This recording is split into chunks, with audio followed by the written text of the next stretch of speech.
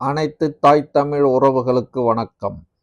நான் உங்கள் சுரேஷ். இது உறவுகளே, நம்ம இன்னைக்கு பார்க்க போற தலைப்பு என்னன்னா, இருவரும் கட்சிகள், ஆண்ட கட்சிகள் 50 60 to 70 ஆண்டுகளா தமிழகத்தை ஆண்ட கட்சிகளில் என்ன பெருசா பண்ணாங்க அப்படிங்கறத பத்தி நம்ம ரெண்டு கட்சிகளுக்கும் உள்ள வேறுபாடு என்னங்கிறத நம்ம இன்னைக்கு அலசி ஆராய்வோம் வாங்க. இப்ப ரெண்டு கட்சிகளும் நமக்கு எப்படி ஆட்சி பண்ணாங்கிறத இதை எல்லாருமே பார்த்துருக்கோம். நம்ம என்ன நடந்துச்சுங்கிறதும் பார்த்துருக்கோம். ஒரு சாதாரண ஒரு உதாரணம் சொல்றேன். இப்ப எக்ஸாம்பிளுக்கு ஒரு எடுத்துக்காட்டுக்கு என்னன்னா, இப்ப சமீபமா என்ன பண்ணாங்கன்னா, தூய்மை பணியாளர்கள் போராடினாங்க. அவங்கள அரெஸ்டும் பண்ணாங்க. நீதிமன்றத்தில் வழக்கு போட்டு அரெஸ்டும் பண்ணாங்க. இதை ஒரு டிபேட்டா வச்சு பேசும்போது, இப்போ ஒரு அதிமுக காரர் பேசுறாரு, எப்பா நீங்க இது மாதிரி ராத்திரி நேரத்துல ரொம்ப தூய்மை பணியாளர்களை இது மாதிரிலாம் ரொம்ப கேவலமா அரெஸ்ட் பண்ணிருக்கீங்க, ரொம்ப கஷ்டப்படுத்திருக்கீங்க அப்படின்னு சொல்லி பேசினா அதுக்கு என்ன சொல்லணும்? ஒரு தெளிவான பதில் என்ன சொல்லணும்? டிஎம்கே காரர் என்ன சொல்றாருன்னா, நீங்க பண்ணலையா, நீங்க பண்ணீங்கல்ல, தூத்துக்குடி துப்பாக்கி சூடு தெரியுமா? மாத்தி மாத்தி பேசுறது. இப்ப அதிமுக காரு ஏன்னா டிஎம்கே ஆளுங்கட்சி, அதிமுக எதிர்கட்சி. இவர் கேட்கிறாரு, ஒரு கேள்வி கேட்கிறார், எதிர்கட்சி தலைவர் கேட்கிறார், இத மாதிரி அஜித்குமார் இறந்திருக்காரு, லாக்அப் டெத்து, இது இப்படி ஒரு அசம்பாவிதம் நடந்திருக்கு, இதுக்கு என்ன பதில் சொல்ல போறீங்கன்னு கேட்டா என்ன சொல்லணும்? இது நடந்துச்சு, இதனால நடந்துச்சு, இதுல இருந்து நம்ம அடுத்த தடவை நம்ம இந்த தப்பு நடக்காம பார்ப்போம், அதுக்கு ஏதாவது சொல்யூஷன் சொல்லணும். சொல்யூஷன்லாம் சொல்றது கிடையாது, அதெல்லாம் கிடையாது. பாக்குறவங்க இருக்கிற தமிழக மக்கள் எல்லாம் முட்டாள்னு நினைச்சுக்கிறது. என்ன சொல்றதுன்னா, நீங்களும் தான் பண்ணீங்க, உங்க ஆட்சியில நடந்துச்சுல, உங்க ஆட்சியில தூத்துக்குடியில பெனிக்ஸ் மர்டர் நடந்துச்சுல, இதுக்கு இது பதிலா? மக்களே நீங்களே யோசிச்சு பாருங்க. இது பத்திரிகையில இருந்து டிவி விவாதங்கள் வரலையும் இதான் பதில். இந்த தப்பை நீ செய்யக்கூடாதுன்னா நீ வர திரும்ப ஒன்னா மக்கள் தேர்ந்தெடுக்கிறாங்க. நீ என்ன கேட்ட, அந்த தப்புக்கு என்னன்னு கேட்டா, 60-70 ஆண்டு காலங்களா இவங்க ரெண்டு பேரும் ஒருத்த மாத்தி ஒருத்த குறை சொல்றாங்களே தவிர யாரும் தீர்வு கண்டுபிடிச்சதா இது வரையும் தெரியல. எல்லாத்துக்கும் நீ செஞ்சியா, உங்க ஆட்சியில நடந்துச்சுல, நீங்க கேட்க வந்துட்டீங்க. இப்ப நீங்க எதுக்கு அவங்க பண்ண தப்பே நானும் பண்ணோம்னா எதுக்கு? அதுக்கு எதுக்கு மாற்று? இப்ப இன்னைக்கு ஒரு 2 நாளைக்கு முன்னாடி ஒரு விவாதம் நடந்துச்சு. அதுல அண்ணன் பிரசன்னா, அப்பா காது கொடுத்து கேட்கவே முடியல. அவர் பாக்குற பார்வை, அந்த சிரிப்பு, அது ஒரு மனுஷனை எவ்வளவு நோகடிக்கும் தெரியுங்களா? உங்களுக்கு எல்லாருக்கும் தெரியும், இதை பாக்குற எல்லாருக்குமே தெரியும். நம்ம ஒருத்தரை பார்த்து சிரிக்கிற சிரிப்பு கூட ஒருத்தரை மனசை கஷ்டப்படுத்தும். ஏளனமான பல சிரிப்புகள்ல பல விதம் இருக்கு தெரியுங்களா? ஒருத்தரை பார்த்து நம்ம சிரிக்கிறதே மத்தவங்க மனசு கஷ்டப்படுற மாதிரி சிரிக்க கூடாதுன்னு.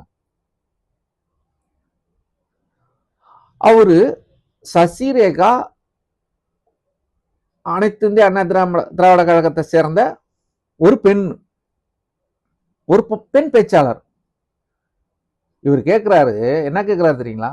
அதை பார்த்தவங்களுக்கு நல்லா தெளிவா தெரியும்.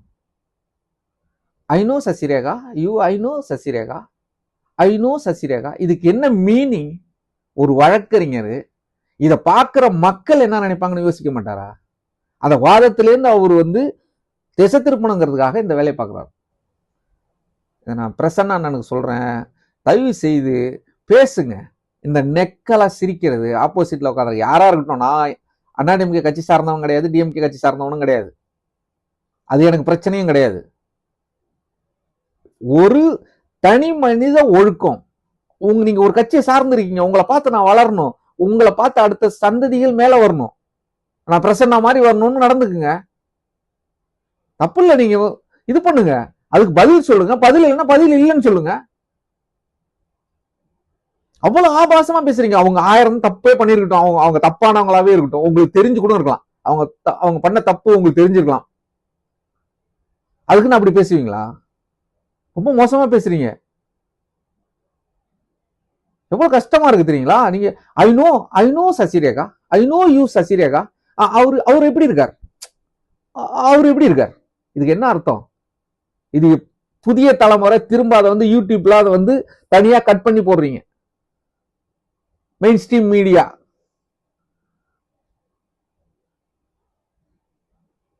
தூண், இந்தியாவின் பெரிய தூண்கள் இப்படிதான் போடுவீங்களா? நம்ம எல்லாம் நல்ல மரியாதை உண்டு, நல்ல பேச்சாளர். ஏன் அந்த ஒரு மற்றவங்களை பார்த்து நம்ம ஒருத்தங்களை எப்படி வேணாலும் நம்ம டைவர்ட் பண்ண முடியும். நம்மளை வந்து ஒருத்தரை சொல்லால கொள்ளலாம்ல, அந்த மாதிரி வார்த்தைகளை யூஸ் பண்றீங்க. டிஎம்கேலேருந்து ஒரு 2-3 பேர் இருக்காங்க, அவங்க பேர் சொல்ல நான் விரும்பல, இதே போல பண்ணுவாங்க.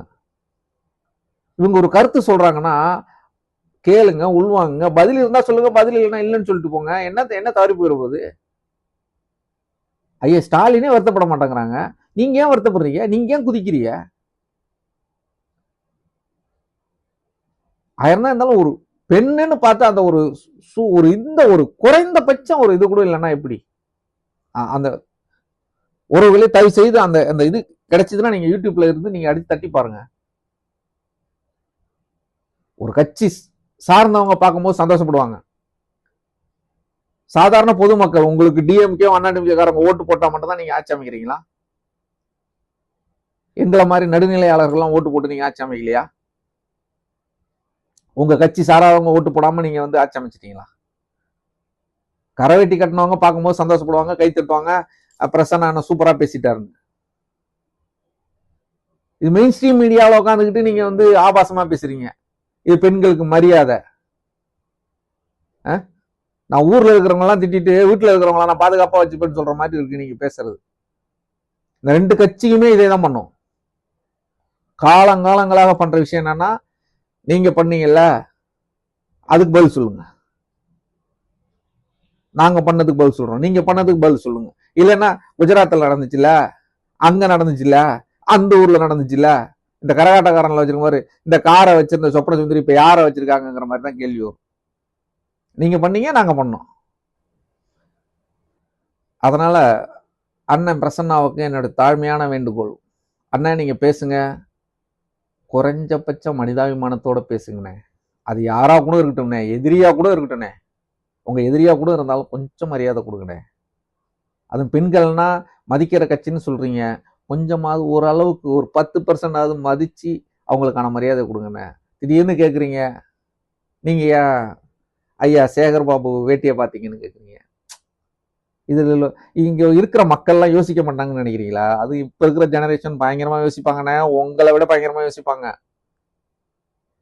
நல்லா தெரிஞ்சுக்கிங்க, ரொம்ப யோசிப்பாங்க. நீங்க அவங்களுக்கு முன்னுதாரணமா இருக்கணுங்கிறத என்னுடைய வேண்டுகோள்.